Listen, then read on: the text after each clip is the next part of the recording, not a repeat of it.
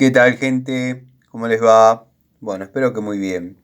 Video cortito de Siciliano en su taller para mostrarles esta llave de dos bocas, 86813 su código, de la marca Stanley, 7 octavos, 3 cuartos, llave para usos frecuentes, una llave preparada para aguantar torque, para aguantar fuerza, una llave hecha para durar. Quizás su punto en contra es que el espesor, el grueso de la llave es el doble que una Baco UD de las mismas medidas, pero bueno, una herramienta confiable, resistente y, como digo siempre, a veces es importante una llave angosta para entrar en determinados espacios, pero a veces también es muy importante una llave con este cuerpo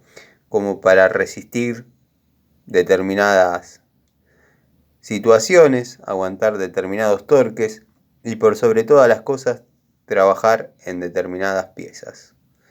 Les mando un saludo. Corresponde, como dije, al juego de llave de dos bocas en pulgadas y viene bajo el código 86813.